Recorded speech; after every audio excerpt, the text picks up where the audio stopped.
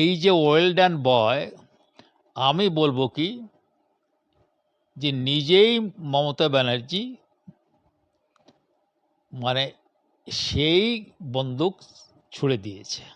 এইখানে দুটো লোক, একটা হচ্ছে মমতা ব্যানার্জি আর একটা হচ্ছে ওই আরজি করের যে প্রিন্সিপাল সন্দীপ ঘোষ। এই দুজন হচ্ছে, এরাই হচ্ছে আসল মানুষ। এই দুজনকে নিয়ে যদি বারবার করে ঠিক মতো করে তদন্ত করা হতো, তাহলে এতদিন ধরে দেখা যেত যে ওই ছোকরা যাকে সঞ্জয়কে বলা হয়েছে যে ওই সব কিছু করেছে, বাজে কথা।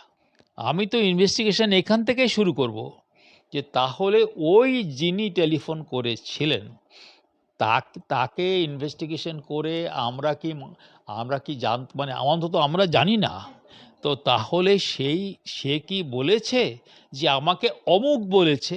ওর যে ড্রাইভার ছিল সে আমার কাছে এসে বলতো এই হয়েছে, এই করছে, এই করছে, এই করছে, এই করছে। হি যে এতগুলো লোক এর সঙ্গে ইনভলভ আছে, কিন্তু মাঝখানে হচ্ছে অনুপ্রেরণা, এবং অনুপ্রেরণা মানে আগের মুখ্যমন্ত্রী। আমি তো 4.5 বছর সেন্ট্রাল ইনভেস্টিগেশনের যেখানে শিক্ষা হয় তার প্রিন্সিপাল ছিলাম, 4.5 বছর। আমার মনে হয় এখান থেকে শুরু করেই আবার একটা নতুন ইনভেস্টিগেশন শুরু হতে পারে। অবশেষে গ্রেপ্তার হলেন পানিহাটির প্রাক্তন বিধায়ক নির্মল ঘোষ। অভয়ার মামলায় টান টান উত্তেজনা, তা বলাই বাহুল্য। তবে এই অভয়ার কেস প্রথম থেকে যিনি স্টাডি করে এসেছেন, শুধুমাত্র তাই নয়, যার কন্ট্রিবিউশন এই কেসের যে মামলা সলভিংয়ের ক্ষেত্রে একদম সরাসরি সামনের সারি থেকে গিয়ে সাহায্য করেছে, আপনাদের বিভিন্ন প্রশ্নের উত্তর তিনি বরাবর দিয়ে এসেছেন। সঙ্গে রয়েছেন শ্রী উপেন্দ্রনাথ বিশ্বাস। স্যার, অনেক স্বাগত আপনাকে ক্যাম্পেন কলিংয়ের পর্দায়।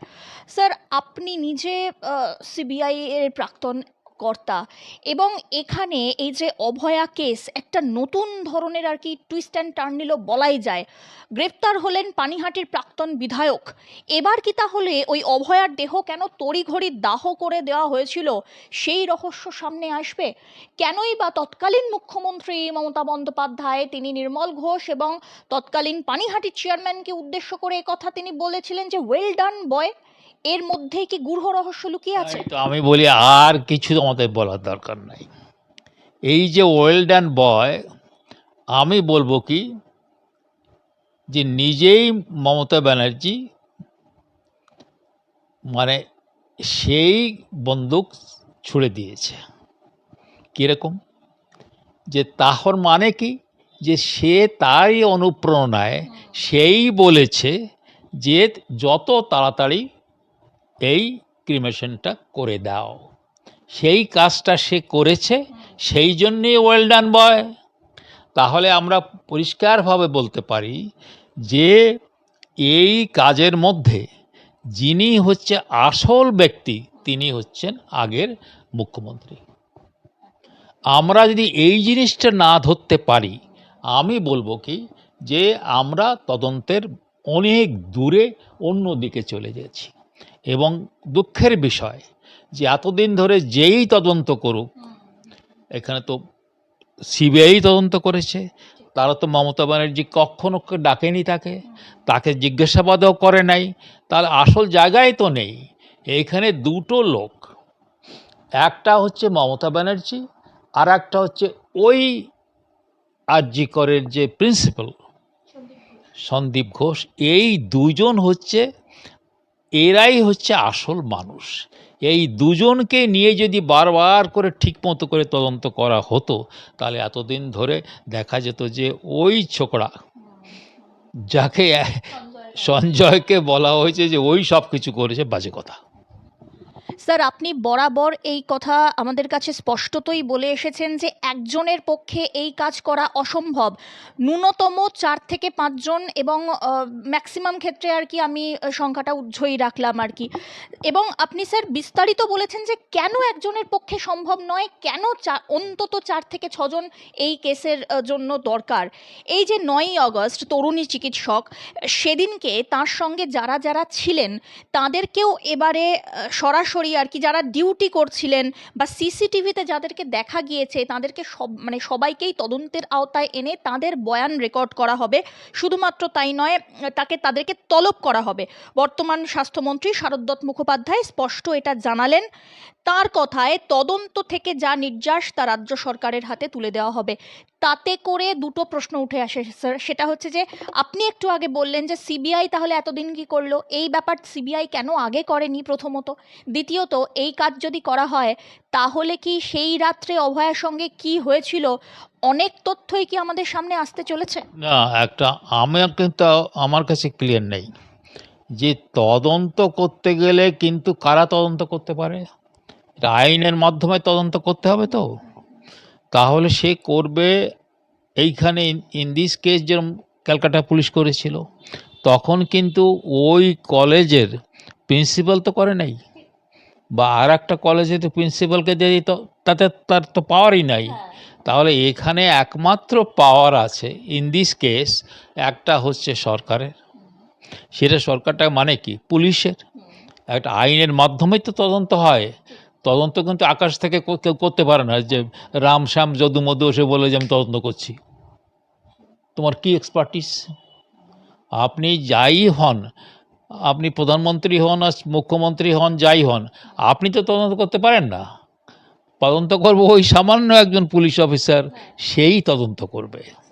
অতএব এইখানেই বড় প্রশ্ন, যে এটা তো সিম্পল ব্যাপার, যে তার ওই দিনে সে খাবার খেয়েছিল বেশ কয়েকজন, আরও কয়েকজন ডাক্তারি হোক যাই হোক তার একসঙ্গে করেছে তারা। তাদেরকে কেন অন বাই ওয়ান তাদেরকে জিজ্ঞাসাবাদ শুধু না, তাদেরকে কাস্টোডিয়াল ইয়েতে নেওয়া হতো। তারপরে যদি তারা দেখা যেত না, তাদের ছেড়ে যেতে। এই কাজটা সিবিআই করেনি। এখন করলে কি, এখন করলে তার ফলাফল ঠিক জায়গায় পৌঁছবে কিনা কেউ বলতে পারে না, কেন সে তো অনেক দিন হয়ে গেছে। সে বলছে তো আমি তো সবই ভুলে গেছি। ঠিক আছে, আমরা ছিলাম ওখানে, কিন্তু কি হয়েছে না হয়েছে আমি এখন কি করে বলবো। তো এলিবাই তো সে তো অনেক এলিবাই পেয়ে যাবে সে মহিলারা। আর তাকে প্রমাণ করতে গেলে তো কোনো কিছু প্রমাণ তো সে যা বলছে, আপনি যেটা বলছে বলে তো হবে না, আপনাকে এভিডেন্স দিয়ে প্রমাণ করতে হবে। ওই যে আমি সবসময় বলি যে ভাই আমি কাগজের মানুষ, কাগজ ছাড়া তো কথা বলতে পারবো না। তাহলে 1 2 3 4 কারা কারা ওখানে উপস্থিত ছিল তা আগেই তো আমরা জানি। আমরা তো আগেই জানি যে এই এই এই এই লোক উপস্থিতি করেছে। এই প্রসঙ্গে আমি বলি যে ইনভেস্টিগেশনে তো প্রথম কথাটা হচ্ছে কি, যে সে একজন ওই কলেজের একজন মহিলা, তিনি টেলিফোন করে মহিলা তার বাবাকে বললেন যে আপনার মেয়ের শরীর খারাপ। তারপরে বললেন খুবই এখন একটু আরও ডেটোরেট করে গেছে। তারপরে বলে ফেললেন কি সে সুইসাইড করেছে। এইখান থেকে তো এভিডেন্স, এইখান থেকে ইনভেস্টিগেশন শুরু হয়ে যাবে।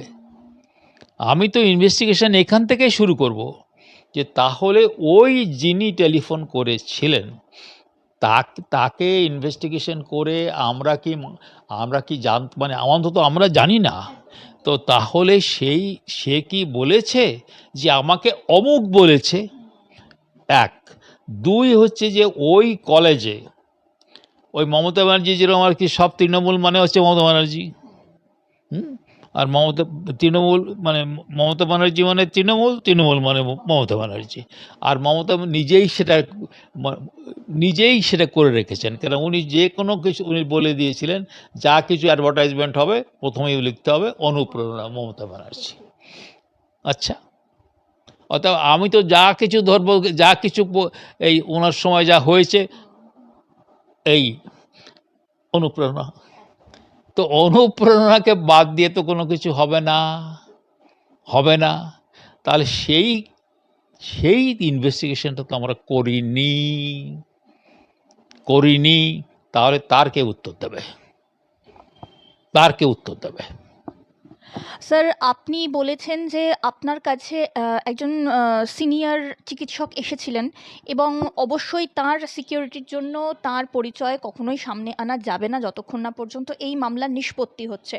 তিনি এমন আপনার সঙ্গে বহু কথা বলেছিলেন, আপনাকে অবগত করেছিলেন। আপনিও অবশ্যই সেটি তৎকালীন তদন্তকারী অফিসারদের বলেছেন যে কে কে থাকতে পারে জড়িত বা ইত্যাদি। তারপরেও কেন তার জন্য মানে তার উপরে ভিত্তি করে, সেই তথ্যের উপরে ভিত্তি করে পর্যাপ্ত তদন্ত হলো না? এটা যেমন প্রশ্ন। একই সঙ্গে এটাও প্রশ্ন, এই যে নতুন দল এসেছে তারা কি এবার সেদিকে আলোকপাত করবে? আচ্ছা, আর একটা কথা হচ্ছে যে নতুন দল বলতে কারা, সেও তো আমরা জানি না। একটা সিট বা স্পেশাল ইনভেস্টিগেটিং টিম বলা হয়, কথাটা তো আমরাই প্রথম বার করি। যে স্পেশাল ইনভেস্টিগেটিং টিমে 1, 2, 3 মানুষকে বলতে হবে যে এই কয়জন এসে এই টিমের মধ্যে আছে। তারপরে সে ইনচার্জ কে, তাদেরকে চালায় কে, তার মানে একদম সিনিয়র অফিসার, তাদের আন্ডারে তারা কাজ করবে। আমরা কিন্তু এইটা এইটা বলাতে এটা ইনভেস্টিগেশনের কোনো অসুবিধার কিচ্ছু নাই, যে আমি তদন্ত করছি। আমি এক্সাম্পল দিচ্ছি, আমরা সবসময় সিবিআইয়ের যে ম্যানুয়াল হয় সেই ম্যানুয়ালে একজন সিনিয়র অফিসার ইনচার্জ থাকে, তার আন্ডারে একটা সিট তৈরি হয় এবং সেই হচ্ছে কি, যদি মানে কোর্ট মনিটর্ড ইনভেস্টিগেশন হয় তাহলে তারে মাসে 2বার করে তাকে ডাকা হয়, সেইখানে যে বলেন যে এই আমরা তো দূর এগিয়েছি, যেটুকুন বলা সম্ভবপর সেইটুকুন বলা হয়। এমনি এমনি সিল্ড কভারে রিপোর্ট দেওয়া হয়, সেটা সবটা বলা যায় না। তখন যিনি জাজ বা দুজন জাজ তারা বলেন যে সবটা তো বলা যাবে না, এইখানে এইখানে এইখানে, এবং সব পার্টিকে ডাকা হয়। আমি খুবই দুঃখের সঙ্গে বলছি যে এইরকম কিন্তু মনিটরিং আমরা কলকাতা হাইকোর্টে দেখিনি। সেটা নিয়েও আমার অনেক কথা বলার আছে। তাহলে এখানে প্রশ্ন ওঠে, এই যে গোটা বিষয়টা যে হলো, এটার দায়ভারটা কার? এইখানে তো বড় প্রশ্ন, এই দায়ভারটা এইবার প্রশ্ন আছে। মানে দায়ভারটা তো একজনের ঘাড়ে ফেললে হবে না। যারা ইনভেস্টিগেশন করেছে তাদের, যে সিটটা করেছে তাদের দায়, এবং যারা যারা মনিটরিং করেছে তাদেরও দায়। শুধু যে খালি আমি জাজ হয়েছি, আমি খালি শুনে নেব, তাহলে তাহলে আপনি কি শুনলেন? তখনই তো ধাবড়াতে হতো তাদের, যে আপনি তুমি এটা করনি, এটা করনি, এটা করনি, এটা করনি। অভয়ার ব্যাপারটা শুধু এই সীমাবদ্ধ ছিল না পশ্চিমবঙ্গে বা ভারতবর্ষে, সারা পৃথিবীতে। সারা পৃথিবীতে, এমনকি ইংল্যান্ডে গ্লোবাল প্রোটেস্ট করেছিল। সেই গ্লোবাল প্রোটেস্টের একটা ছবি তোলা, এই যে ছবিটা সারা পৃথিবীতে ঘুরেছে, এবং ঘটনাচক্রে এই ছবিটা, যে এখানে তার নাম নেই, তার নাম থাকার কথাও না, কিন্তু যে এইটুকুন শুধু বলবো যে এই যে ছবিটা যে তুলেছে, আমি জানি সে কে তুলেছে, আমি জানতে পেরেছি, এবং সে বাঙালি, কিন্তু এই দেশে থাকে না, বিদেশে থাকে, এবং সে একজন ছাত্রী, এবং সে এই আজকেই জানতে পারলাম যে সে ডাক্তার হতে যাচ্ছে।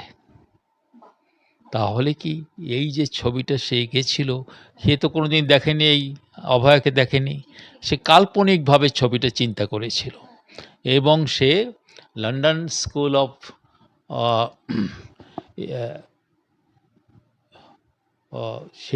সেখানে সে ভর্তি হতে যাচ্ছে। ঘটনাচক্রে বলছি, তো আমার প্রশ্নটা হচ্ছে যে অতএব সেটা সুপ্রিম কোর্টে বলেছে যে এই কেস শুধু এইখানে লিমিটেড না, তো সেই কাজটা তো ঠিকমতো হয়নি।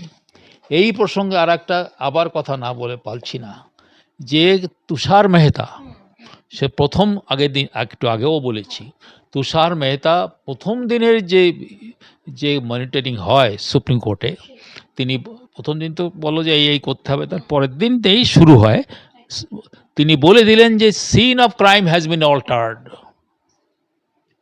তো সেইটা তো কোনো আমরা জানলাম না, যে তাহলে কোথায় আসলে সে কোথায় তাকে কোন জায়গায় তাকে বসে ধর্ষণ করা হয়েছে বা খুন করা হয়েছে, সেই জায়গাটা কোথায় সেটা আমরা এখনো জানতে পারলাম না।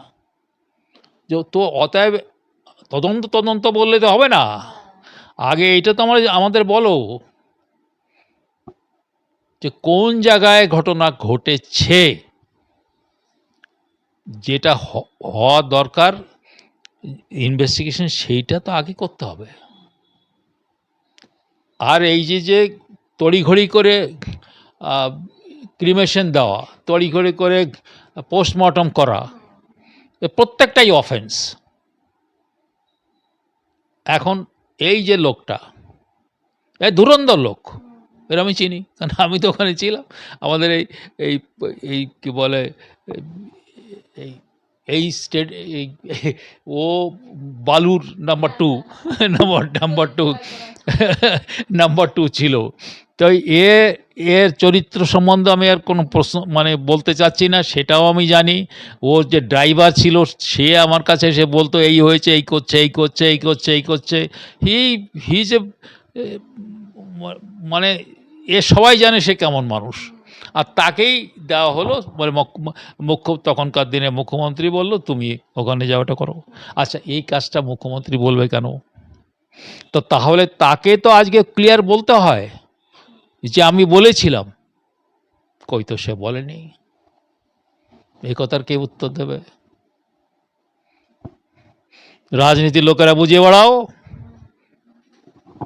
স্যার একদমই তাই, এবং শুধু তাই নয়, তো সেই সময়ে যে দেহদাহ হয়েছিল আর কি, দেহ নাকি 3 নম্বরে ছিল, অলরেডি একটি ক্রিমেশন হচ্ছিল এবং 2টি দেহ তখনও লাইনে ছিল। 3 নম্বরে থাকার পরেও অভয়ার দেহকে একদম সেই ভিআইপি ট্রিটমেন্টের মতন সামনের সারিতে এনে প্রথমেই দাহ করে দেওয়া হলো। এমনকি তৎকালীন সেই সময় আর কি যিনি উপস্থিত ছিলেন, অর্থাৎ যিনি শ্মশান কর্মী, তিনি বলছেন যে যারা আগের যে 2টো বডি আর কি, তাদের যে পরিবারের লোকজন, তাদেরকে রীতিমতো কনভিন্স করানো হয়েছিল যে এই দেহটাকে আগে পুড়িয়ে ফেলা হোক। যদি আরও একবার পোস্টমর্টেম হতো তাহলে হয়তো আরও নতুন তথ্য কিছু বেরোতে পারতো। যাতে সেটা না হয় তার জন্যই কি এরকম ভিআইপি ট্রিটমেন্টে বডি পুড়িয়ে দেওয়া হলো? সেই তো ওই যে কথাটা ভিআইপি ট্রিটমেন্ট কাগজেও বেরিয়েছে, যে ভিআইপি ট্রিটমেন্টের কথাটা, এটা প্রশ্নটা উঠলো কেন? তার মানে যত পারো তাড়াতাড়ি এই কাজটা করে দাও। তো এই সমস্ত করাটা এটা সম্ভবপর হয় না। আর একটা কথা বলি, এই যে সরকার বলে একটা পদার্থ আছে, সরকারের ইঙ্গিত না হলে এই সমস্ত হয়? অতএব আমার মনে হচ্ছে যে আমরা বিটিং অ্যাবাউট দ্য বুশ করছি।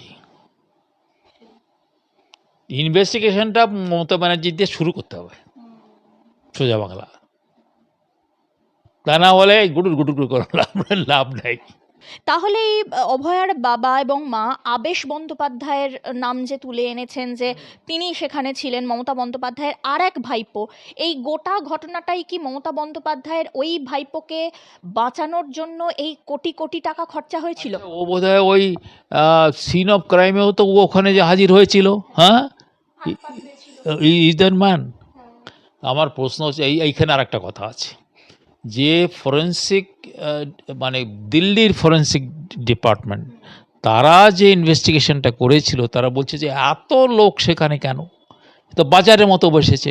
এই সবগুলো প্রায় অধিকাংশ গুণই হচ্ছে ওই প্রিন্সিপালের চামচা। তারা এমনকি উত্তরবঙ্গ থেকে এসেছে, সে ওখানে দাঁড়িয়ে রয়েছে 7-8 জন। ওখানে কি বাজার হয়েছিল ওখানে কি? তাহলে ইনভেস্টিগেশনটা কী হবে? সিন অফ ক্রাইম তো নষ্ট হয়ে গেল। তাকে তো আটকে কাউকে কেন ঢুকতে দেওয়া হবে না। তো সেখানেও তৃণমূল, সেখানেও মমতা ব্যানার্জির লোক, তাহলে ঘুরে ফিরে তো আবার সেই বলছি যে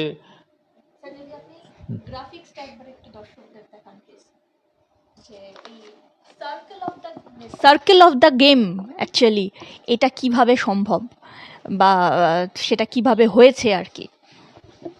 অনেকটা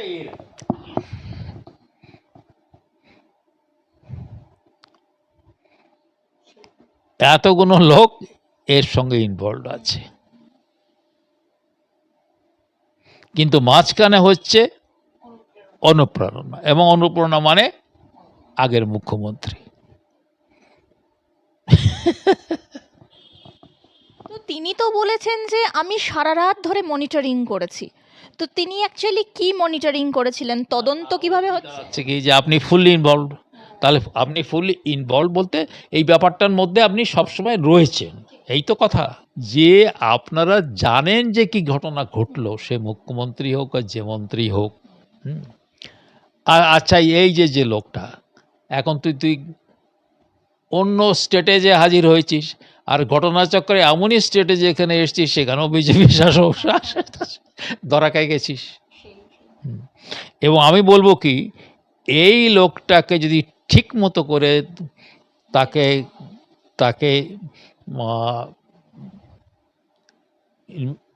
ভালো করে তাকে সাধতে পারা যাবে না আমার তো মনে হয়। এ কিন্তু ধুরন্ধর লোক, অতএব তারকে ইন্টারোগেশনটা। আচ্ছা, আর একটা কথা বলি, যে কোনো ইনসিডেন্টালি আমি তো 4.5 বছর সেন্ট্রাল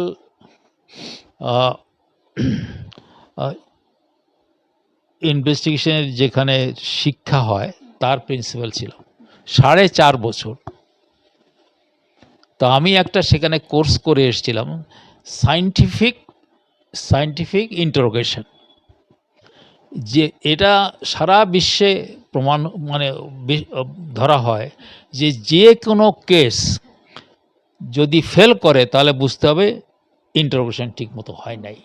আর যে সমস্ত কেস মানে মানে কনভিকশন হয়, দেখা যায় কি সেখানে ইন্টারোগেশন ভালো হয়েছে। অতএব এই লোকটাকে, যে আজকে যাকে গ্রেপ্তার করা হয়েছে, তাকে যদি ঠিক মতো করে ইন্টারোগেশন করা হয় তা আচ্ছা, ইন্টারোগেশন তো মুখে বললে তো সে কিছু করবে না। তার মানে কি, তোমাকে